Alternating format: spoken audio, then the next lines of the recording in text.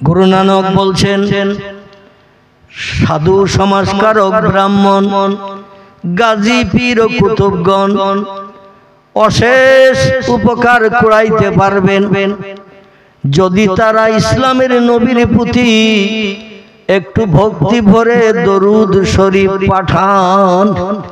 একটু জোরে বলা যাবে না মারহাবা? আবার শুনুন, গুরু নানক বলছেন, সাধু সমাজকারক ব্রাহ্মণ গাজী পীর ও কুতুবগণ অশেষ উপকার করাইতে পারবেন যদি তারা ইসলামের নবীর প্রতি একটু ভক্তি ভরে দরুদ শরীফ পাঠান।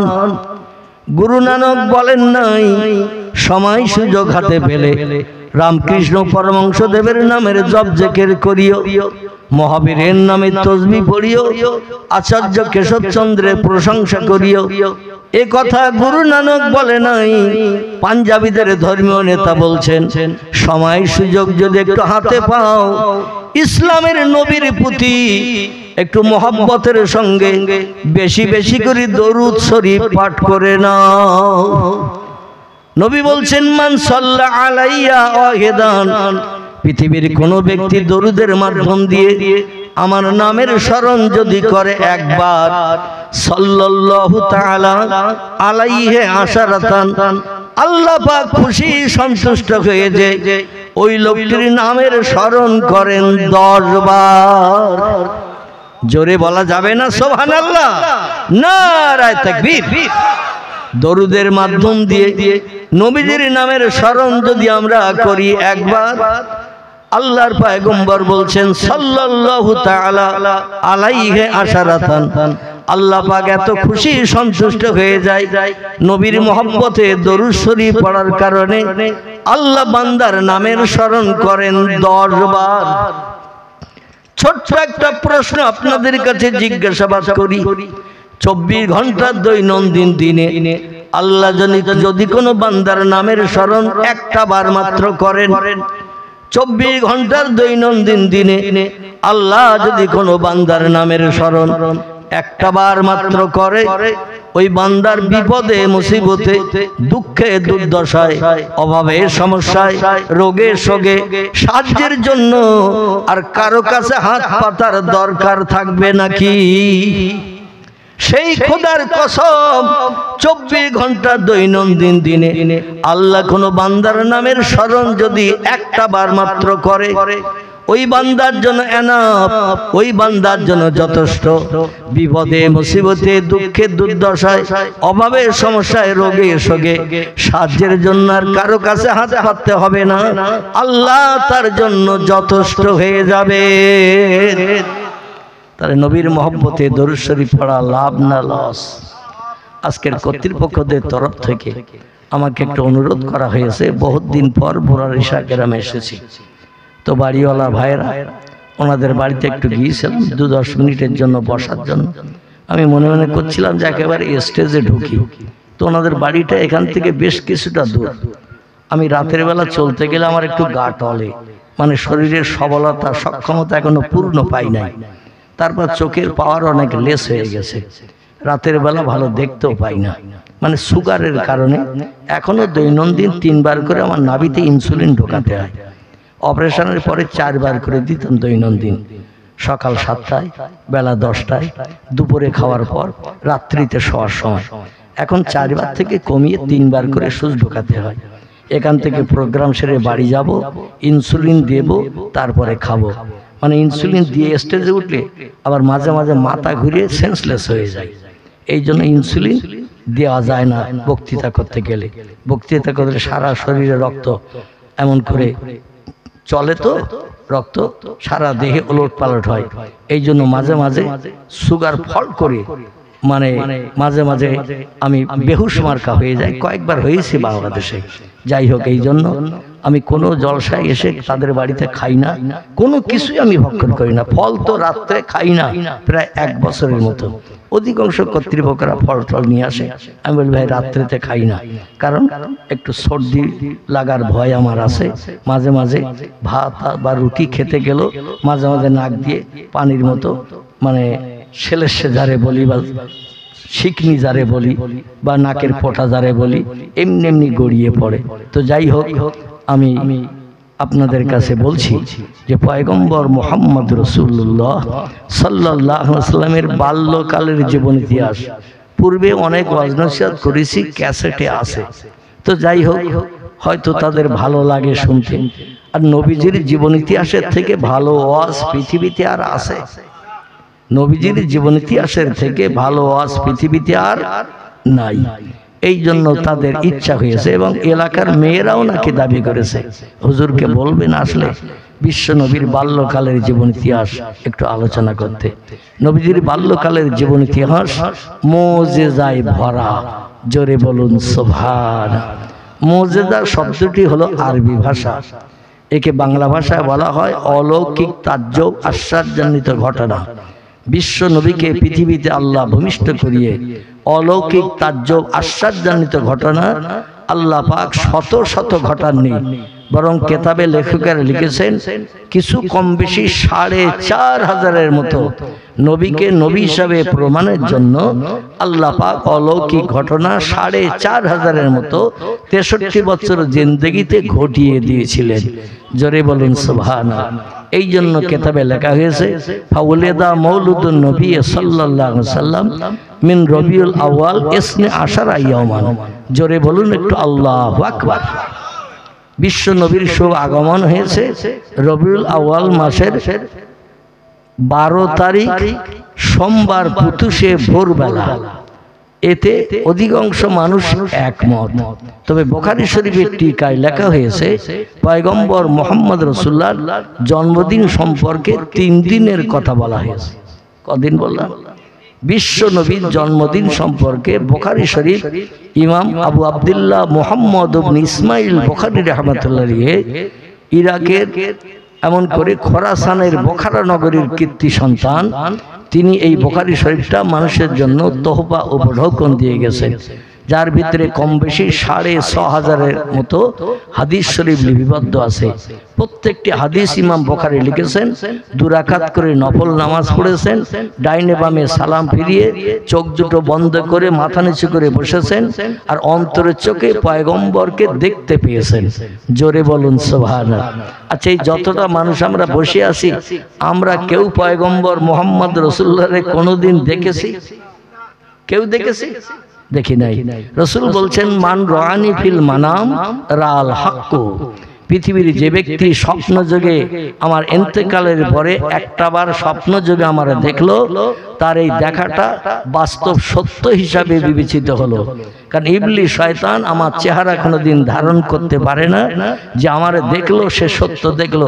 আর যে লোকটা সারা জীবনে একটাবার আমার স্বপ্ন যোগে ঘুমিয়ে দেখলো, সে লোকটির জন্য জান্নাত হালাল হয়ে গেল। তার নবীর স্বপ্ন দেখা ভালো না খারাপ? আর মনের মানুষের যদি 11 বার স্বপ্নে ঘুম ভেঙে যায়, আর দেখি মনের মানুষ বোঝেন তো, মোবাইলের ভিতরে একটু টাচ করলেই যার ফটোটা বেরিয়ে যায়। মোবাইল মেশিনে একটু টাচ করলে, যারে টাচ মেশিন বলে, একটুখানি আঙুল লাগালেই যার ফটোটা বেরিয়ে যায়, অন্য কোনো ফটো বেরোয় না। ও মনের মানুষের ফটোটাই লোড করে রেখেছে। এখানে অবশ্য কারো লম্বা বড় মোবাইল নেই, টাচ মোবাইল নেই, যার আছে সব আমার পকেটের মতো। মানে আমি এই মোবাইল ব্যবহার করি, দেখেছেন তো? এই মোবাইল ব্যবহার, এতেই আমার এনাফ যথেষ্ট। আগামীকাল আবার যাব দক্ষিণ দিনাজপুর তপন থানা, সেখানে প্রোগ্রাম আছে। ফার্স্ট সকালে এখান থেকে আমার বাড়ি যেয়ে ইনসুলিন দিয়ে 2 নাকে মুখে দিয়ে আবার ফার্স্ট সকালে ফজরে বেরিতে হবে। কারণ কম বেশি 500 কিলোমিটারের মতো রাস্তা। কতটা বললাম? 500 কিলোমিটার রাস্তা। আবার সামনে মাধ্যমিক পরীক্ষা আসছে, জলসা যেখানে হবে সেটা হলো মাধ্যমিক হাই মাদ্রাসা। এই জন্য ওরা বলছে হুজুর সামনে পরীক্ষা আসছে, সরকারি তরফ থেকে বাধা দেবে, এই জন্য একটু তাড়াতাড়ি আসবেন, সকালে সকালে জলসা শেষ করে দেব। আমি বললাম দোয়া করেন, চেষ্টা করেন, আপনি মনোমতো যেন আল্লাহ পৌঁছিয়ে দেন। এই মোবাইলে ফোন টোন চলে, অনেকে আবার বড় মোবাইল ছাড়া ব্যবহার করতে পারে না। ঠিক বললাম না ভুল বললাম? আর বড় মোবাইল ব্যবহার করার কারণে দুনিয়ার বড় বড় সিনেমা হলগুলো সব আসমানে উঠে গেছে। কোথায় গেছে? দুনিয়ার বড় বড় সিনেমা হলগুলো সব আসমানে উঠে গেছে। আমি বাংলাদেশ 8 বছরের মতো প্রোগ্রাম করেছি। বাংলাদেশ হলো মুসলমানদের দেশ, যে দেশে শতকরা 95% মুসলমান বাস করে। 100-র ভিতরে 95 জন মুসলমান। হিন্দু মেয়েরা যখন রাস্তায় বেরোয় বাজার টাজার করতে বা শাড়ি চুড়ি কিনতে, ওরাও মুসলমানদের মেয়েদের মতো মাথায় কাপড় দিয়ে যায়। ওদের কপালে কোনো রকম সিঁদুর টিঁদুর থাকে না, হাতে ওদের শাখাও থাকে না, মানে মুসলিম পরিবেশে চলাফেরা করে, কেউ যেন দেখে নাক না ছিটকায়, মুসলমানদের পরিবেশে চলে। আর আমাদের এখানে মুসলমানদের মেয়েরা হিন্দুয়ানা পরিবেশে রাস্তায় বার হয়, যাতে ওরা যেন ওদের দিদি হিসাবে আমারে চিনে নেয়। ঠিক বললাম না ভুল বললাম? যাই হোক, আমি যেটা বলতে চাচ্ছিলাম, এখন আপনারা যদি বলেন হুজুর সিনেমা হল আসমানে উঠে গেছেন বললেন, বিষয়টা তো বুঝলাম না, তাহলে আমি গোটা কয়েক সিনেমা হলের নাম করি, শুনলেই আপনারা বুঝতে পারবেন যে কেমন আসমানে উঠে গেছে। আমাদের এই উত্তর 24 পরগনার দেগঙ্গা বলে একটা থানা আছে। কি থানা? দেগঙ্গা থানা। এই দেগঙ্গা থানার আগে বাজার আছে, মার্কেট, দেগঙ্গা বাজার। এই দেগঙ্গা বাজারে ঢুকতেই ডান পাশে একটা বড় সিনেমা হল ছিল। বর্তমান সে সিনেমা হল ভেঙে চুরমার করিয়ে সেখানে আবার অন্য ব্যবসার জন্য বিল্ডিং বানানো হয়েছে। আমাদের বসিরহাটে একটা সুনামীয় সিনেমা হল ছিল, কম বেশি আপনারা নাম জানেন, তার নাম হলো ফাল্গুনী। কি নাম বললাম? রাস্তার ধারে ডান পাশে বারাসাতের দিকে যেতে ফাল্গুনী সিনেমা হলও ভেঙে চুরমার করে সেখানে আবার মালিক চিন্তা ভাবনা করেছে কি ব্যবসা করা যায়। আমাদের বসিরহাটে আরো একটা বড় সিনেমা হল ছিল আমাদের ময়লা খোলার ওখানে, মানে তালপুকুর রোড, যেটা তালপুকুর রোড এসেছে না, ওই তালপুকুর রোড, ওই রোডের একেবারে মুখের কাছে কাছাকাছি সিনেমা হলটির নাম ছিল দেবযানী। কি নাম বললাম? সেও ভেঙে চুরমার করে আকাশে তুলে দিয়েছে। কারণ এখন আর সিনেমা হলে কোনো ছেলে মেয়ের যাওয়ার প্রয়োজন নাই, কারণ প্রত্যেকের পকেটে একটা করে সিনেমা হল ভরা। ঠিক বললাম না ভুল বললাম? আমি ভুল বললে ধরিয়ে দেবেন, সংশোধন করে নেব। আর আপনারাও ভুল তথ্য দিলে আমিও সংশোধনের চেষ্টা করব। তবে এতেকাফের নিয়ত করে বসে থাকলে হবে না। রমজান যখন আসবে এতেকাফের নিয়ত করে বসবেন, কেউ নিষেধ করবে না। ঠিক কি না? এখন এই সামনে যে মাস আসছে বা আমাদের কাছে হাতছানি দিয়েছে, এই মাসটির নাম হলো শাবান মাস।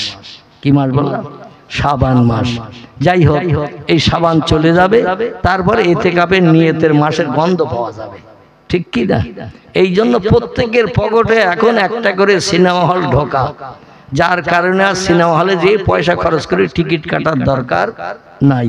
আর এই ন্যাংটা নারীর নাচ ডান্স আর যুবকের মুস্কি হাসি আর চোখের ইশারা, এই যদি 24 ঘন্টা আমরা এইভাবে মোবাইলে দেখি, আমাদের চোখ অকালে যাবে না? যাবে না? আমি গতকালকে গিয়েছিলাম আমাদের বসিরহাটের বিধানসভার মানে ক্যান্ডিডেট যিনি, মানে নামটা কি, সপ্তর্ষি ব্যানার্জি। মাঝে মাঝে আমার আবার ব্রেনে আসে না, সপ্তর্ষি ব্যানার্জি মানে সপ্তর্ষি নামটাই মেয়েদের নাম। কি নাম বললাম? মেয়েদের নাম। কিন্তু বেটা ছেলে নাম কেন যে মেয়েদের নামে রাখলো আল্লাহই বেশি জানেন, আমি জানি না। সপ্তর্ষি মেয়েদের নাম হবে, ছেলেদের নাম আলাদা হবে। মেয়ে ছেলে এরা তো আলাদা, কিন্তু মেয়েদের নাম যেমন কালী, ছেলেরও নাম মেয়েরও নাম। এই ভুল বললাম নাকি? কালী, কালী আমাদের পাড়ায় আছে, গ্রামে আছে কালী, ছেলেরও নাম মেয়েরও নাম। এখন কি বলে আপনি সেনবেন নাম ধরে ডেকে, সেও আবার বিষয় ব্যাপার, অনেক অসুবিধা আছে। কারণ এখন মেয়েরা মাথায় আর লম্বা চুল রাখে না, এবং গায়ে আর শাড়ি টাড়ি আর পরে না, বা সালোয়ার কামিজ পরে না। ছেলেরা যেমন প্যান্ট মেয়েরাও তেমন প্যান্ট, ছেলেরা যেমন শার্ট মেয়েরাও তেমন শার্ট, ছেলেরা যেমন বাবলি চুল বগমার্কা মেয়েরাও তেমন বাবলি চুল, লম্বা চুল আর রাখে না।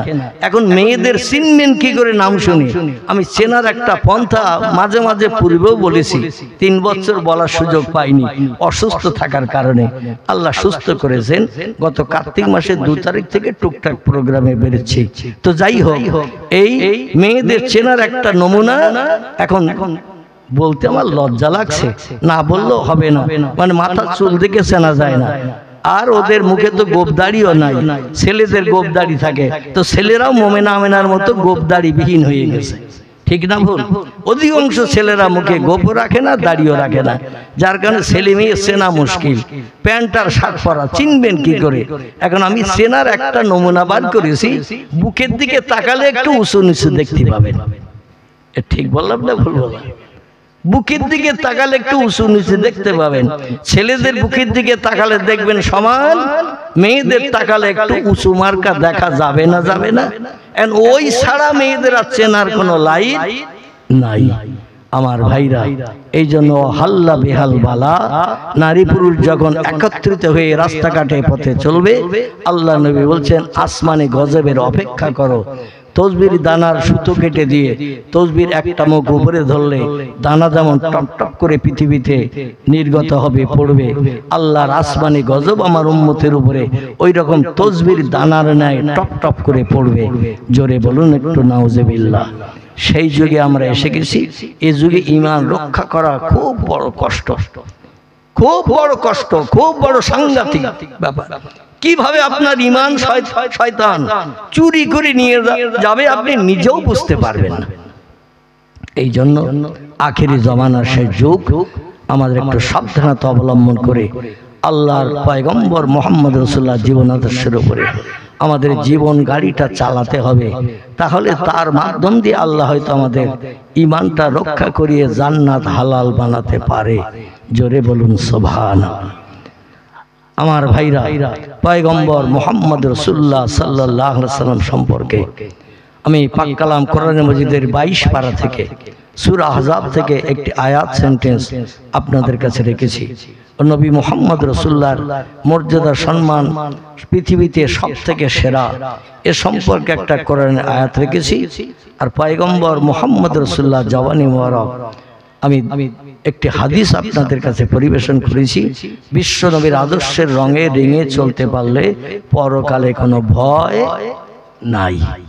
এবং ইসলামিক কিতাবের ভিতরে লিপিবদ্ধ হয়েছে পয়গম্বর মুহাম্মদ রাসূলুল্লাহ পৃথিবীতে আগমন করেছিলেন মায়ের উদর থেকে রবিউল আউয়াল মাসের 12 তারিখ সোমবার। জোরে বলুন সুবহানাল্লাহ।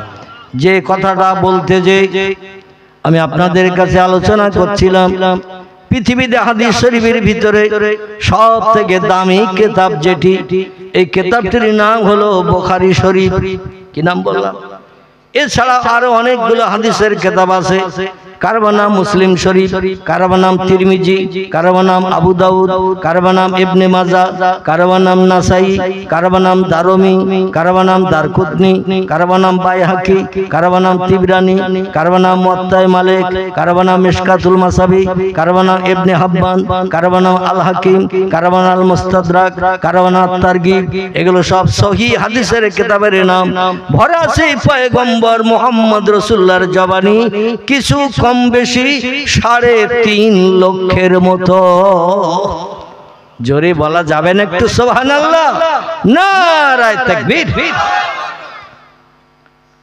শরীয়তের ফতোয়ার কিতাবে মুফতিগণ জানিয়েছে, কোরআনে আছে 114টি চ্যাপ্টার, সূরা, অধ্যায় এবং 6666টি সেন্টেন্স, বাক্য, আয়াত, 3,44,740টি হরফ, বর্ণমালা, অক্ষর।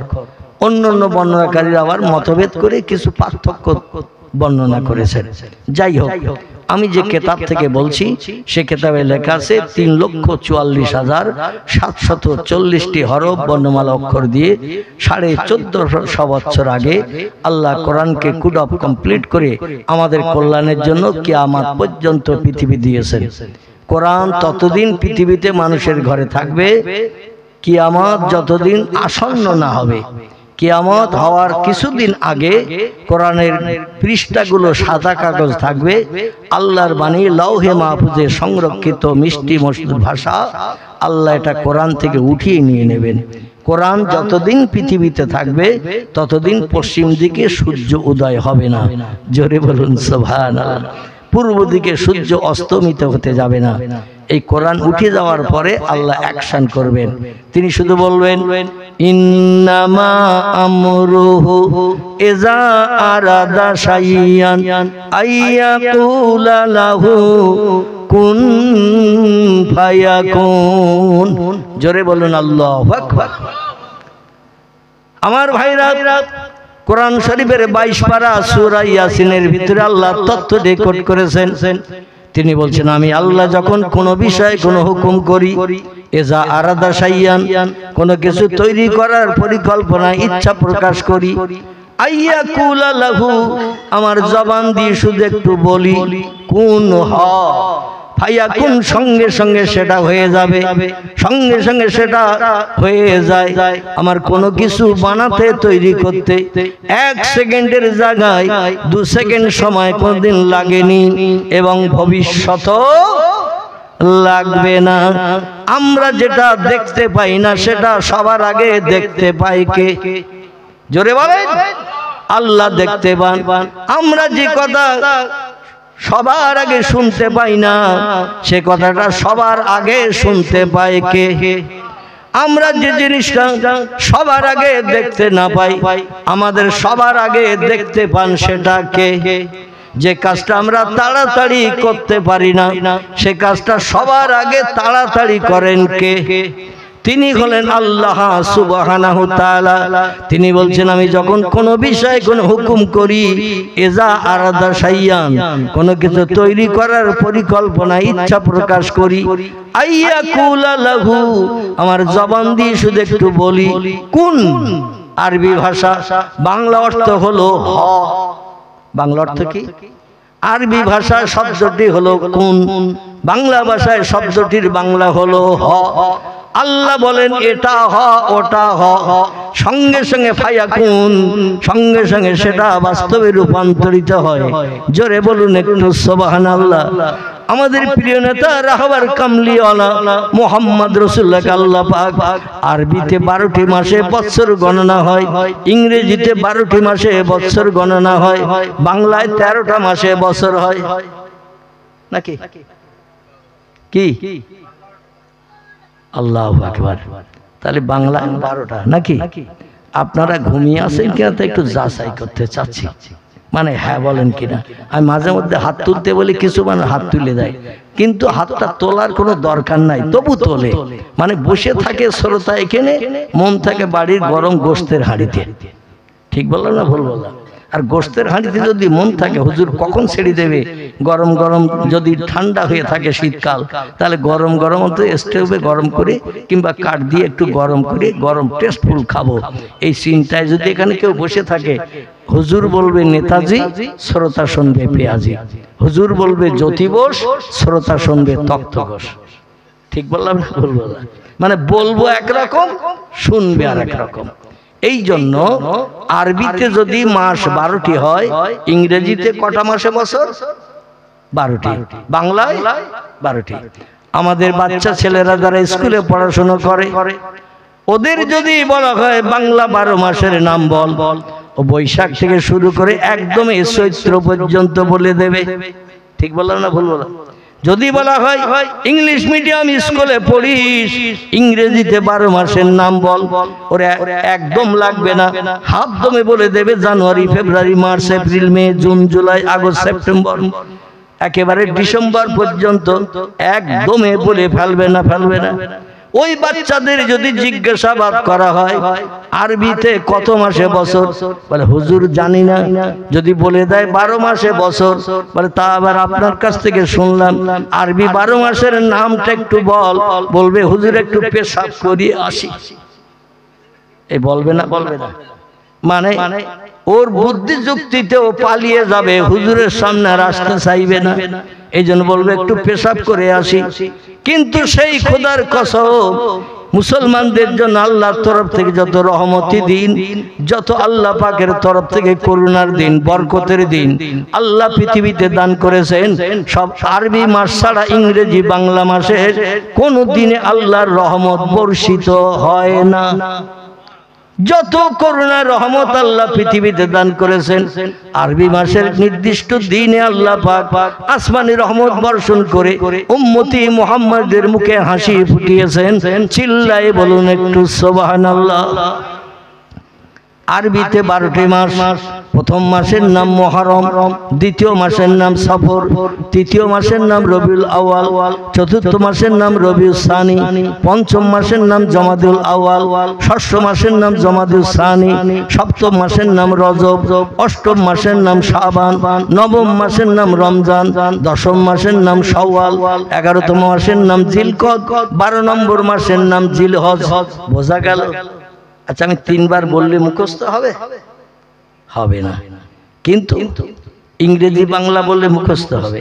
সৌদি আরবের দেশের ভাষা, এই 3 বার বললে মুখস্থ হবে না। আর মুখস্থ করার চিন্তাই আমাদের মগজে নাই।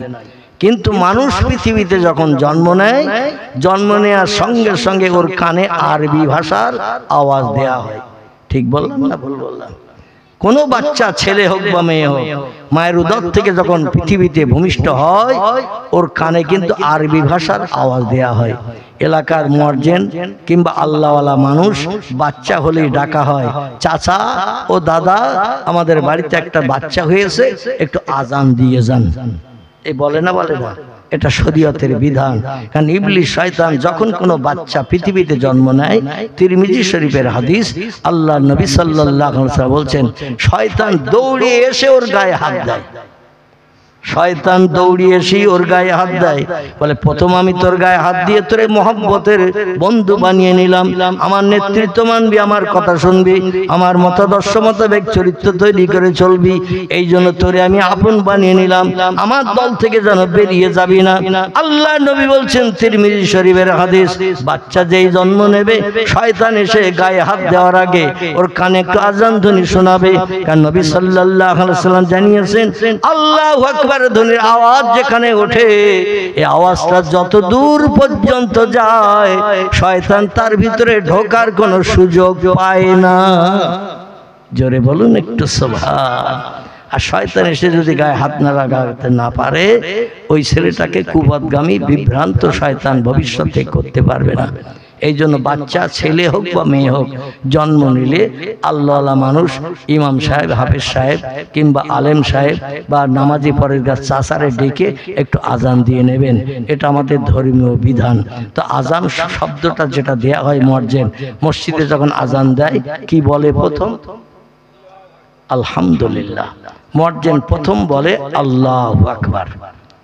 আল্লাহু আকবার শব্দটি হলো আরবি ভাষা, এর বাংলা অর্থ হলো আল্লাহ মহান, আল্লাহ শ্রেষ্ঠ, আল্লাহ বড়, আল্লাহর উপরে বড় আর কেউ নাই। এই কথাটা বলে ওর কানে প্রথম আওয়াজ দেয়া হয়। আচ্ছা, মানুষ যখন মারা যায়, কাপড়ে চকলেটের মতো মুড়িয়ে 3টে বাঁধন দিয়ে কবরে যখন নামানো হয়, তখন ইংরেজি বলা হয়, তো কথা বলেন, ফার্সি বলা হয়, উর্দু বলা হয়, হিন্দি বলা হয়, বাংলা বলা হয়, কি কোনো ভাষা বলা হয়? কবরে যখন লাশ নামানো হয়, দেখবেন আরবি ভাষায় তারে শেষ বিদায় দেয়া হয়, বিসমিল্লাহে, ও আল্লাহর বান্দা, আমরা শুরু করছি তোমার কানে একটু তথ্য পৌঁছে দেওয়ার জন্য।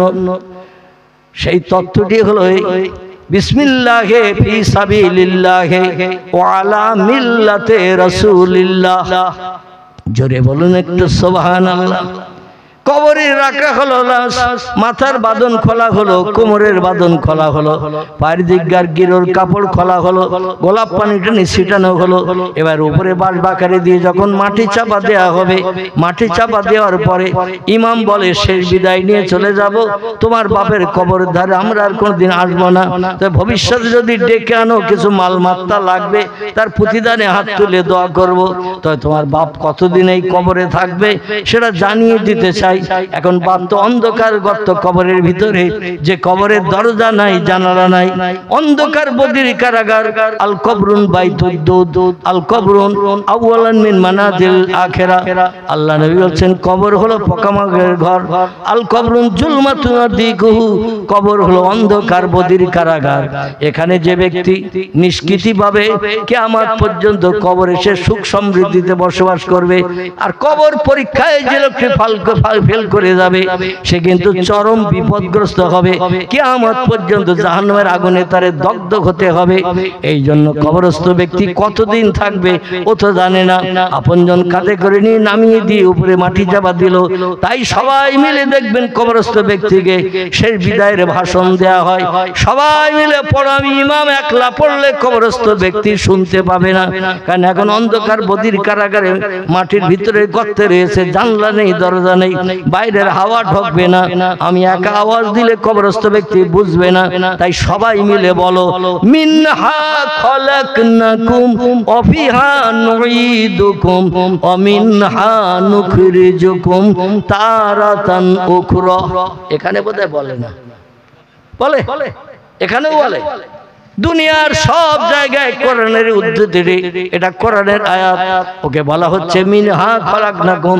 ও চাচা, ও দাদা, তুমি যেখানে কবরে কবরস্থ হয়েছো, তোমার লাশ এখন সই দেয়া হয়েছে, যেখানে তোমারে শোয়ানো হলো পূর্বে এই মাটি দিয়েই তোমারে তৈরি করা হয়েছিল। মিনহা খলাকনাকুম, পূর্বে এই মাটি দিয়ে তোমার দেহ বানানো হয়েছিল, তাই মাটির গর্তে তোমারে আমরা রেখে দিলাম। অফিহা নুঈদুকুম। ও চাচাজি, দাদাজি, আপনজন, আত্মীয় স্বজন, যতদিন না পর্যন্ত পশ্চিম দিকে সূর্যোদয় হবে, পূর্ব দিকে সূর্য অস্তমিত না হবে, ততদিন পর্যন্ত এই কবরে তোমারে থাকতে হবে। কবে কিয়ামত হবে জানি না, ততদিন পর্যন্ত ধৈর্য ধরার অধৈর্য প্রকাশ করো। এই জায়গা ছাড়া তোমার নসিবার কোনো জায়গা জুটবে না। অমিনহা নুখরিজুকুম, আরেকটা তথ্য আমরা সবাই মিলে তোমারে দিচ্ছি, যাতে কান খোলসা করে শুনে নাও। ও চাচা, দাদা, চাচিমা, দাদিমা, শুনে নাও। এই কবর থেকে তোমারে আবার একদিন উত্থাপিত করা হবে, কবর থেকে আবার একদিন তোমারে বার করা হবে। তারাতান উখরা, যেদিন সবাইকে তুমি কবর থেকে উঠতে দেখবে, তোমাকেও সেদিন কবর থেকে উঠানো হবে এবং তোমাকে হাজির করানো হবে একটা জায়গা, জায়গাটির নাম হলো ইয়াউমাল হাসর। কি নাম? হাসর। হাসর, ওই হাসরের ময়দানে তোমারে হাজির করা হবে। আবার সেখানে কতদিন থাকতে হবে তথ্যটা পয়গম্বর জানিয়ে দিয়েছেন, 50 আলফা সানা মিম্মা তাউদ্দুন। দুনিয়ায় যেভাবে তোমরা মাস গণো, যেভাবে দিন গণনা করো, 24 ঘন্টার দিন গণনা করো, 30 দিন 31 দিনে মাস গণনা করো, এইভাবে 360-65 দিনে বছর গণনা করো। হাসরের মাঠে অত সময় পর্যন্ত তোমাকে অবস্থান করতে হবে, অত সময় সূর্যের রৌদ্রে দাঁড়িয়ে থাকতে হবে। দিনটা হবে 50,000 বছরের সমান। কতদিন? 50,000 বছরের সমান। সেদিন সূর্যের নখটি 30 লক্ষ মাইল দূরে থাকবে না, মানুষের মাথার উপরে 1 মাইল মাথার উপরে নেমে আসবে। এখন সূর্য একটা মুখ দিয়ে কিরণ দিচ্ছে, তা সরাসরি পৃথিবীতে দেয় না। রাসূল পাক সাল্লাল্লাহু আলাইহি ওয়াসাল্লাম এই যে মাসটা আমাদের কাছ থেকে খুব সত্তর বিদায় হয়ে যাচ্ছে, মাসটির নাম হলো রজব। এই রজব মাসের 26 তারিখের দিনগত রাত পয়গম্বর মুহাম্মদ রাসূলুল্লাহ চতুর্থ আসমানে যে দেখলেন, ওখানে সূর্যকে সেট করা রয়েছে চতুর্থ আকাশে। জোরে বলুন সুবহানাল্লাহ। আচ্ছা, আমরা যখন দিনের বেলা সূর্যের দিকে তাকাই, কোন আকাশের নিচে দেখতে পাই? কথা বলে, প্রথম আকাশ নীল আকাশ, ওই নীল আকাশের তলায় সূর্য যেন চলছে, এটাই আমরা দেখি না। অতএব বিজ্ঞানীরা আবার উল্টো তথ্য দিয়েছে। তারা বলছে পৃথিবী ঘূর্ণয়মান, চন্দ্র সূর্য স্থির। আল্লাহ বলে, ক গেলাস খেয়েছিস তাই বল। সূর্য তুই বানাসনি, তোর বাপ বানায়নি, তোর চাচাও বানায়নি, দাদাও বানায়নি, সূর্য বানিয়েছি আমি, আর কোথায় রেখেছি আমি জানি। আর তোদের মগজ সাফ করার জন্য আমার কোরআনে তথ্য কোট করে দিয়েছি, অশামসু ওয়াল কামারু বিহুসবান, চন্দ্র আর সূর্য হলো ঘূর্ণয়মান, আর তোরা বলছিস পৃথিবী ঘূর্ণয়মান, চন্দ্র সূর্য স্থির। চিল্লায়ে বলুন একটু নাউজুবিল্লাহ। বিজ্ঞানের কথা যদি বিশ্বাস করেন আর কোরআনের কথা যদি অবিশ্বাস করেন, সঙ্গে সঙ্গে আমি আপনি আর মুসলমান থাকবো না, আমাদের কাফেরে রূপান্তরিত হতে হবে। কাফের যদি আমরা হয়ে যাই কোরআনের একটা কথা অবিশ্বাস করার কারণে, আমাদের ঠিকানা হবে জাহান্নাম। জোরে বলুন একটু নাউজুবিল্লাহ। এই জন্য কোরআনের কথা মগজে অ্যাডজাস্ট হোক না হোক, কোরআনের কথা মেমোরিতে সত্য বিশ্বাস হোক বা না হোক, বিশ্বাস রাখতে হবে আল্লাহর কোরআনের কথা সত্য, বিজ্ঞানের কথা মিথ্যা। কোরআনের সঙ্গে বিজ্ঞানের মতামত যদি এক হয়, বিজ্ঞানের কথা মেনে নিতে আমাদের আপত্তি নাই, কিন্তু কোরআনের বিরুদ্ধে যদি বিজ্ঞানীদের মতামত যায়, আমরা কোরআনকে বিশ্বাস করব, বিজ্ঞানের তথ্যকে লাথি মেরে উড়িয়ে দেব। জোরে বলুন আমিন। পারা যাবে তো নাকি? যদি পারেন অবশ্যই একদিন না একদিন আল্লাহর জান্নাত আপনার জন্য হালাল হয়ে যাবে। আর বিজ্ঞানের তথ্য যদি পূর্ণ বিশ্বাসী হয়ে কোরআন সম্পর্কে মন্তব্য করেন, 1450 বছর আগের পূর্ণ কোরআন আল্লাহর বাণী। আল্লাহ দুনিয়ার কোন স্কুল কলেজে পড়িনি, এই জন্য আল্লাহর জ্ঞান আমাদের বিজ্ঞানীদের থেকে কম। আল্লাহর কথা এখন বিজ্ঞানের যুগে মানা যাবে না, নাউজুবিল্লাহ। এইরকম ধারণা করে যদি বিজ্ঞানের তথ্য বিশ্বাস করি, কোরআনের তথ্যকে যদি আমরা অবিশ্বাস করি, আমাদের ঠিকানা হবে চিরস্থায়ী জাহান্নাম। আল্লাহ যেন আমাদের হেফাজত করেন। সকলে বলুন আমিন। এই মানুষের ব্রেন মগজ সাফ করার জন্য, মানুষকে কোরআন বিশ্বাসী বানানোর জন্য এখান থেকে 1450 বছর আগে মক্কা নগরীর কাবা শরীফের পূর্ব দিকে আবু কোবাইস পাহাড়ের একেবারে উত্তর গায়ে, আবু কোবাইস পাহাড়ের উত্তর গায়ে, পাহাড়ের পাদদেশে একটু উঁচু জায়গায় খেজুরের পাতার বেড়া বানিয়ে, খেজুরের পাতার মাঝখানে ডাটা দিয়ে দরজা বানানো, এইরকম একটা ঘরে, যে ঘরে বিছানাও ছিল না, কোনো চ্যাটাইও ছিল না। মামিনা বলছেন আল্লাহে লা শাক্কা ফিহে, আমি সেই খোদার কসম খেয়ে বলছি, আমার শিশু বেটা মোহাম্মদ যেদিন ধরার বক্ষে উদর থেকে জন্মগ্রহণ করেছেন, সেদিন আমার ঘরে কোনো বিছানা চ্যাটাই কিছু ছিল না। বাধ্য হয়ে জান্নাতি ধাত্রীরা আমার বেটাকে আমার দেহ থেকে বার করে মক্কা নগরীর ধুলা মাখিয়ে সরিয়ে রেখেছিলেন। জোরে বলেন সুবহানাল্লাহ। আল্লাহ পাক যার সম্পর্কে বলছেন ওয়া ইন্নাকা লাআলা খুলুকিন আযীম, যত সৃষ্টি আমি পৃথিবীর সৌন্দর্য শ্রীবৃদ্ধির জন্য যত সৃষ্টি আমি বানিয়েছি, সমস্ত সৃষ্টির ভিতরে সেরার মর্যাদা দিয়ে একজন ব্যক্তিকে আমি বানিয়েছি। তিনি হলেন সাইয়্যিদুল আম্বিয়া, রাহমাতাল লিল আলামিন, খাতামান নবিয়্যিন, শাফিয়াল মুজনাবিন, রাহিতুল আশিকিন, মুরাদুল মুশতাকিন, সিরাজুস সালিকিন, মিসবাহুল মুকাররাবিন, জাদ্দুল হাসান আল হুসাইন, আবিল কাসিম, যার মধুর নাম আল্লাহ কোরআনে কোট করে দিয়েছেন। বিসমিল্লাহির রহমানির রহিম, ওমা মুহাম্মাদুন ইল্লা রাসূলুন ক্বাদ খালাত মিন ক্বাবলিহির রাসূল। জোরে বলুন আল্লাহু আকবার। কোরআন পাকের 22 পারা সূরা আহজাবের ভিতরে আল্লাহ তত্ত্ব কোট করে দিয়েছেন। ও পৃথিবীর বিভিন্ন ধর্মাবলম্বীরা, বর্তমান পৃথিবীতে 4000-এর উপরে ধর্মাবলম্বীর বসবাস চলছে। কতটা বললাম? 4000-এর উপরে ধর্মাবলম্বীর বসবাস চলছে। হিন্দু আছে, জৈন আছে, শিখ আছে, বৌদ্ধ আছে, চৈতন্য আছে, ইহুদি আছে, খ্রিস্টান আছে, কোল আছে, ভিল আছে, নাগা আছে, খাসা আছে, মুন্ডা আছে, আর্য আছে, অনার্য আছে, আদিবাসী আছে, সাঁওতালি আছে, আছে না? এইরকম 4000-এর উপরে ধর্মাবলম্বীর বসবাস। প্রত্যেকটি ধর্মাবলম্বীদের এক একজন ধর্মীয় নেতা আছে না নাই? নেতার নেতৃত্ব প্রত্যেকটি ধর্মাবলম্বী মেনে চলে। নেতার আদর্শ ভালো হিসাবে তারা জীবনের সঙ্গে প্রতিফলিত করতে চায়। আল্লাহ বলেন, কোন নেতার নেতৃত্ব মানে পরকালে মুক্তি পেতে চাও? যে নেতার নেতৃত্ব মানলে দুনিয়ায় শান্তি, পরকালে মুক্তি পাওয়া যাবে। আমার সত্য কোরআনের নেতার নাম কোট করে দিলাম, যাতে যাচাই করতে তোমাদের বাড়তি সময় না লাগে। জোরে বলুন একটু সুবহানাল্লাহ। আল্লাহ বলেন, শেষ যুগের মানুষের কিয়ামত পর্যন্ত কল্যাণের জন্য, উপকারের জন্য, জান্নাতের সুখ সমৃদ্ধি কোটি কোটি বছর বাস্তব জীবনে রূপদানের জন্য, জান্নাতের 70টা করে যুবতী সুন্দরী হুরকে নিয়ে কোটি কোটি বছর ধরে আনন্দ ফুর্তি করে কাল যাপনের জন্য একজন নেতাকে আমি সর্বশেষে পৃথিবীতে পাঠিয়েছেন। আমি তার নাম কোট করে দিলাম, বিশ্ববাসী শুনে নাও। ওমা মুহাম্মাদুন ইল্লা রাসূলুন ক্বাদ খালাত মিন ক্বাবলিহির রাসূল। জোরে বলুন আল্লাহু আকবার। আল্লাহ বলেন, রামকৃষ্ণ পরমহংসদেব নয়, বুদ্ধদেব নয়, চৈতন্য দেব নয়, গুরু নানক নয়, মহাবীর নয়, আচার্য কেশবচন্দ্র নয়, যীশু খ্রিস্ট নয়, বালক ব্রহ্মচারী নয়, মোজেস নয়, যীশু নয়, তোমাদের কল্যাণের দায়িত্ব পালন করে পৃথিবীতে সর্বশেষ যেদিন আগমন করবেন আমি তার নাম কোট করে দিলাম মুহাম্মাদুর রাসূলুল্লাহ। জোরে বলা যাবে না একটু সুবহানাল্লাহ? আল্লাহ বলেন কদ খলাত মিন কাবলিহির রাসূল, পূর্ব জামানার মানুষের কল্যাণের জন্য আমি পূর্বে পৃথিবীতে মানুষকে হেদায়েত দিতে, সুপথ দেখাতে, ভালো পথের প্রতীক বানাতে, আমার জান্নাত হালাল বানাতে পূর্বেও কিছু পয়গম্বর পৃথিবীতে পাঠিয়েছিলাম। কোরআনে পাকের ভিতরে আল্লাহ কিছু পয়গম্বরের নাম কোট করেছেন পূর্ব যুগের মানুষের নেতা হিসাবে।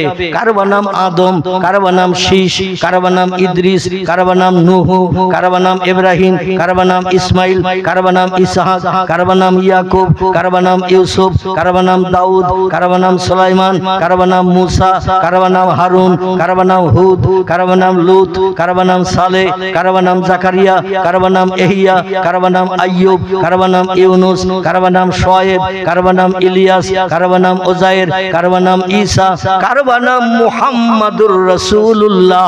চিল্লায়ে বলুন একটু সুবহানাল্লাহ। শেষে কোন নাম বললাম? শেষে মুহাম্মাদুর রাসূলুল্লাহ এসেছেন সব পয়গম্বরের শেষে। এবং আল্লাহ বলছেন খাতামান নাবিয়্যিন, আমি নবীদের শেষ করে পৃথিবীতে পাঠিয়েছি। লা নবিয়্যা বাদি, কিয়ামত অবধি মুহাম্মদের পরে আর কোনো মহামানব পৃথিবীতে আসবে না, আগমন হবে না। জোরে বলুন একটু সুবহানাল্লাহ। আল্লাহ পাক রব্বুল আলামিন সেই নবীকে মুহররম মাসে না পাঠিয়ে, সফর মাসে না পাঠিয়ে, আমার ভাইরা এমন করে জমাদিউল আউয়ালে না পাঠিয়ে, জমাদিউল সানিতে না পাঠিয়ে, রজবে না পাঠিয়ে, শাবানে না পাঠিয়ে, রমজানে না পাঠিয়ে, শাওয়ালে না পাঠিয়ে, জিলকদে না পাঠিয়ে, জিলহজে না পাঠিয়ে পয়গম্বরকে পৃথিবীতে পাঠিয়েছেন রবিউল আউয়াল মাসে। ঠিক বললাম তো না ভুল বললাম? রবিউল আউয়াল মাসে। রবিউল আউয়াল শব্দটি হলো আরবি ভাষা। কি ভাষা? আরবি ভাষা। আরবিতে রবিউল শব্দের বাংলা অর্থ হলো বসন্ত, আউয়াল মানে হলো প্রথম। আল্লাহ বলছেন আমি 12টি মাসের ভিতরে একটি মাসের নামকরণ করেছি রবিউল আউয়াল, আর একটা মাসের নামকরণ করেছি রবিউল সানি। একটা মাসের নাম হলো প্রথম বসন্ত, আর একটা মাসের নাম হলো দ্বিতীয় বসন্ত। রবিউল আউয়াল প্রথম বসন্ত, রবিউল সানি দ্বিতীয় বসন্ত। এই দুটি মাসের মর্যাদা রক্ষা করতে তামাম পয়গম্বরের সেরা পয়গম্বর যিনি হলেন সাইয়্যিদুল আম্বিয়া, সব নবীর সর্দার নেতা, যিনি আল্লাহ তারে পাঠালেন রবিউল আউয়াল মাসে। জোরে বলুন একটু সুবহানাল্লাহ। আবার তার মরণটা করালেন ওই রবিউল আউয়াল মাসে। ঠিক বললাম না ভুল বললাম? আল্লাহ বলেন পৃথিবীর কোন মানুষ কিয়ামত পর্যন্ত চেষ্টা করলো আমার নবীর মর্যাদা নস্যাৎ করতে পারবে না, বলতে পারবে না মুহাম্মাদের মর্যাদা যেমন আমার মর্যাদা অবিকল তেমন। এই কথা আল্লাহ কাউরে বলতে দেবে না বলে যে মাসের যে তারিখ যে বার পয়গম্বরকে ধরার বক্ষে আল্লাহ ভূমিষ্ঠ করালেন। আবার 63 বছর পর ওই মাসের ওই একই তারিখ একই বার আল্লাহ নবীজির জীবনে জুটিয়ে দুনিয়া থেকে ইন্তেকাল করিয়ে বিশ্ববাসীকে জানিয়ে দিলেন তোমাদের জন্ম হবে আষাঢ় মাসের 13 তারিখ সোমবার, মরণ করব তোমাদের বৈশাখ মাসের 17 তারিখ বুধবার, তোমাদের জন্ম হবে জ্যৈষ্ঠ মাসের 20 তারিখ রবিবার, মরণ হবে তোমাদের ফাল্গুন মাসের 17 তারিখ মঙ্গলবার। যে মাসের যে তারিখ যে বার তোমার জন্ম হবে কিয়ামত পর্যন্ত কারো নসিবে একই মাসের একই তারিখ একই বার, কারো নসিবে মরণ জুটবে না। মাসও যদি জোটে আষাঢ় মাসে জন্ম, আষাঢ় মাসে মরণ, কিন্তু দেখবেন তার ওই জন্মটা যে মাসে জন্ম সেই মাসের তারিখটা জুটবে না। 12 তারিখ কি 15 তারিখ 20 তারিখ যে তারিখে জন্ম নিয়েছে ওই তারিখে আবার মরণ, এটা তার নসিবে কোনোদিন কিয়ামত পর্যন্ত জুটবে না। আবার আল্লাহ পাক রব্বুল আলামিন কোন মানুষের নসিবে একই মাস একই তারিখ একই বার যে বারে জন্ম নিয়েছে ওই একই বারই মরণ নসিবে জুটবে না। তিনটির ভিতরে কোন একটা আল্লাহ পরিবর্তন করিয়ে তার মর্যাদা সম্মানকে হ্রাস করে দেবেন কিয়ামত পর্যন্ত, যাতে মুহাম্মদ রাসূলুল্লাহর মর্যাদা সম্মান আল্লাহ অটুট রেখে কিয়ামত পর্যন্ত বিশ্ববাসীর কাছে নজির সৃষ্টি করেছেন এবং কিয়ামত পর্যন্ত নজির থাকবে। আল্লাহ বলেন শোনো, আরবি 12 মাসের ভিতরে দুটি মাসের নামকরণ করেছি। বসন্ত মাস, বসন্ত আমাদের বাংলা ঋতুকালের ভিতরে দেখবেন দুটি মাসকে বসন্তকাল বলা হয়। যে মাস দুটো আমাদের কাছে সব থেকে প্রিয় পছন্দনীয়, এই মাস দুটির নাম কি? ঘুমিয়ে পড়েছেন? আরে যা একটা নাম বলবেন তো, আমি তো আছি, চেষ্টা করব সংশোধনের। কিন্তু যদি তথ্য না দেন তাহলে তো সংশোধন হবে না। ঠিক বললাম না ভুল? একটু তথ্য দেবেন আমার ভাইরা। বাংলায় 12টি মাসকে 6টি ভাগে ভাগ করে ঋতুকাল করা হয়েছে। ঋতু ঋতু এই 6টি ঋতু গ্রীষ্ম, বর্ষা, শরৎ, হেমন্ত, শীত আর কথা বলেন বসন্ত। গ্রীষ্ম, বর্ষা, শরৎ, হেমন্ত, শীত আর বসন্ত 6টা ঋতুতে 12 মাসকে ভাগ করা হয়েছে, 2 মাস করে ঋতুকাল বলা হয়েছে। এই 6টি ঋতুর ভিতরে কোন ঋতুটা আমাদের কাছে সব থেকে প্রিয় পছন্দনীয়? এত সহজ করে বলছি তাও মগজে আসতেছে না। 6টি ঋতুর ভিতরে কোন ঋতুটা প্রিয় পছন্দনীয়? এই 6টি ঋতুর ভিতরে 5টা ঋতু আমাদের নাম শুনলে ভয় হয়। গ্রীষ্মকাল যেই আমাদের কাছে আসে, ফ্যানের হাওয়া খুঁজি না, এয়ার কুলারে ঠান্ডা বাতাস খুঁজি না, কিংবা এসি ঘরে ঢুকতে চাই না। প্রচন্ড রৌদ্রতা বৈশাখ জ্যৈষ্ঠ মাসে পড়ছে, এই জন্য রৌদ্র থেকে নিষ্কৃতির জন্য এসি ঘর খুঁজি, এয়ার কুলারের ঘর খুঁজি, ফ্যানের হাওয়া খুঁজি। বৈশাখ জ্যৈষ্ঠ মাসের নাম শুনলে ভয় পাই, পুকুরের পানিও পর্যন্ত গরম হয়ে যায়। ঠিক কি না? এরপরে 2টি মাসকে একটা ঋতু বলা হয়েছে। গ্রীষ্মর পরে হলো বর্ষা। কি বলা হয়? বর্ষা। বর্ষাকাল আষাঢ় আর শ্রাবণ 2টি মাসকে বর্ষাকাল বলা হয়েছে। বর্ষাকালের নাম শুনলে আপনাকে বাইরে যেতে গেলে ছাতা বগল দাবাই করে নিয়ে যেতে হবে না? থলিতে করে ছাতা নিয়ে যেতে হবে না? হঠাৎ ঝুমঝুম করে পানি পড়বে ফাঁকা জায়গায়, পানি আসবে আকাশ থেকে, আর ভিজে পুড়িয়ে মরতে হবে, ঠান্ডা পানিতে ভিজতে হবে। এই জন্য অধিকাংশ ব্যক্তি বর্ষাকালে ছাতা নিয়ে বার হয় না। আবার বর্ষাকালে দেখবেন আকাশ থেকে পানি বর্ষণ হওয়ার কারণে এলাকার রাস্তাঘাট এখন তো পাকা হয়ে গেছে। আগে যখন মাটির রাস্তা ছিল, কাদা মাখতো না পায়ে কি কাদা রাস্তায় হাঁটলে কাদা মেখে যেত। বাড়ি দিয়ে আবার মেয়েদের বলতে তো পানি দাও 3 বদনা, চটপটি কাদা মেখে এসেছি। বর্ষাকাল আমাদের কাছে প্রিয় নাই। শরৎকাল, হেমন্তকাল আমার ভাইরা, এমন করে ভাদ্র আশ্বিন একে বলা হয়েছে শরৎকাল, এবং কার্তিক অগ্রহায়ণ একে বলা হয়েছে হেমন্তকাল। তারপরে শীতকাল বলা হয়েছে। পৌষ আর মাঘ চলতেছে না, মাঘ মাস, এই মাঘ মাসকে শীতকাল বলা হয়েছে। শীতকাল যখন আসে লেপ কম্বলের খোঁজ করি না, কোরিয়ান কম্বল কেনা চিন্তা করি না। আমার ভাইরা, শীতের হাত থেকে প্রকোপ থেকে বাঁচার জন্য চিন্তা ভাবনা আমরা করি। এই কারণে 6টি ঋতুকালের ভিতরে আমাদের বাংলা ঋতুর একটি ঋতু খুব প্রিয় পছন্দনীয়, সেটি বাংলার নাম হলো বসন্তকাল। কি নাম? বসন্তকাল। ফাল্গুন আর চৈত্র মাস, এই দুটোকে বসন্তকালের মাস বলা হয়েছে। এই বসন্তকালের মাস যখন আসে দেখবেন দক্ষিণ দিক থেকে হাওয়া হয়। কোন দিক থেকে? দক্ষিণ দিক থেকে হাওয়া হয়। অনেক ছেলেরা রাস্তার ধারে ফাঁকা জায়গায় জামার বুকের বর্ডার খুলে দিয়ে দক্ষিণে হাওয়া বুকে লাগায়। ঠিক বললাম না ভুল বললাম? আর এই বসন্তকালে দেখবেন কোকিলেরা গাছের শিকড়ে গাছের মাথায় বসে ভোরবেলা একটু আওয়াজ দেয়, সলিমউদ্দিন চাচার ঘুম ভাঙানোর জন্য, আব্দুল করিম ভাইয়ের ঘুম ভাঙানোর জন্য কুহু কুহু করে ডাকতে থাকে এই বসন্তকালের ঋতুতে। ঠিক বললাম না ভুল বললাম? ওরা কুহু কুহু রবে ডাকে আর বলে, আল্লাহ দিনের আলো পূর্ব দিক থেকে বার হওয়ার উপক্রম হয়েছে, রক্তিম আভা পূর্ব দিকে দেখা যাচ্ছে, সূর্য উদয় হবে তার নমুনা। সূর্য উঠে গেলে আমাদের বিপদের আশঙ্কা। ও আল্লাহ কাক চিল শকুন ফিঙে পাখি আমাদের চক্ষু বেড়ে দেখতে পাবে না, দিনের আলো যেই বেরিয়ে যাবে আমাদের তখন পালাতে হবে, লুকাতে হবে, অন্যথায় ঠুকরে ঠুকরে আমাদের জীবন নাশ করে দেবে।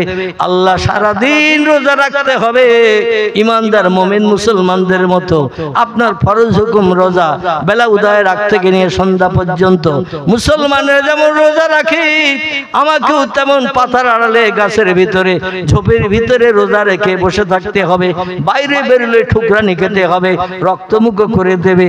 ও আল্লাহ সারাদিন তো অনাহারা থাকা যাবে না, এই জন্য তাই তোমার নামের জপ করছি।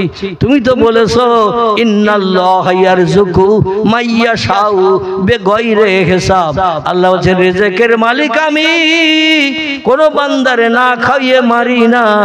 যার যেমন খাবারের দরকার দৈনন্দিন বিনা পয়সায় পরিবেশন করি। জোরে বলুন একটু সুবহানাল্লাহ। ওয়াইন মিন শাইইন ইল্লা ইউসাব্বিহু বিহামদিহি। আমার রিজিকের উপরে যদি তুমি নির্ভর করো, কোকিল বলে আল্লাহ 5 পাটি চাল ঘরে নাই, পুকুরে 3 বছরের পোষা মাছ নাই, আল্লাহ ব্যাংকে আমার টাকা জমা নাই, পাড়া সলিমউদ্দিন চাচার কাছে হাত পাতলেও বলবে কিচ্ছু নাই। তাই বলে কি না খেয়ে মারা যাব নাকি? আল্লাহ আমার তো পুকুরে মাছ নাই, 5 পাটি চাল নাই, ব্যাংকের টাকা নাই, ও আল্লাহ অনাহারা হয়ে মারা যাব নাকি? আবার পাখিদের কামড় ঠোকর শুনতে হবে। ও আল্লাহ তাই ভোরবেলা তোমারে ডাকি, কুহু কুহু রবে আল্লাহু আল্লাহ আল্লাহু আল্লাহ, এই রবে তোমারে ডাকে। তুমি তো কোরআনে সূরা ইয়াসিনের ভিতরে তত্ত্ব দিয়েছো ওয়াইন মিন শাইইন ইল্লা ইউসাব্বিহু বিহামদিহি। জোরে বলুন একটু আল্লাহু আকবার। আল্লাহ বলছেন আমার নামের জপ জিকির যারা করে, আমার নামের স্মরণ যারা করে, আমি আল্লাহ তাদের না খাইয়ে মারি না। আমার দেওয়া খাবার ছাড়া একদানা বাড়তি তারা খেতে পারে না, একদানা কমও খায় না। যেটা প্রত্যেকটি সৃষ্টির জন্য বরাদ্দ করি সেটাই তার নসিবে জুটে যায়। জোরে বলুন একটু আল্লাহু আকবার। এই জন্য কোকিলেরা দিনের বেলা ঠোকরানি খাওয়ার ভয়তে গাছের পাতার ভিতরে ঝোপের আড়ালে চুপ করে থাকে। আল্লাহ বলছেন ভোরবেলা আমার নামে জপ করছিস, এই ভোরবেলা শান্তির ঘুমের বিছানা লেপ কম্বল ছেড়ে ঠান্ডা পানিতে ওযু করে যারা নামাজে দাঁড়িয়ে যায়, এরা আল্লাহর প্রিয় হয় না অপ্রিয়? এরা আল্লাহর সব থেকে প্রিয় হয়। ফজরের নামাজটা কিন্তু কষ্টের নামাজ, ফজরের নামাজটা অনেক কষ্টের নামাজ। এই নামাজ যারা আদায় করে আল্লাহ তাদের অতি আপন হয়ে যায়। আল্লাহ বলছেন কোকিল রে আমার নামের জপ করছিস ভোরবেলা, আল্লাহু আল্লাহ বলছিস, তুই যেখানে বসে বসে এই ভোরবেলা আমারে ডাকছিস। গতকাল বিকালবেলা এই গাছের ডালে বসে থেকে সন্ধ্যা হয়ে গেছে, রাত হয়ে গেছে, ভোর হয়েছে।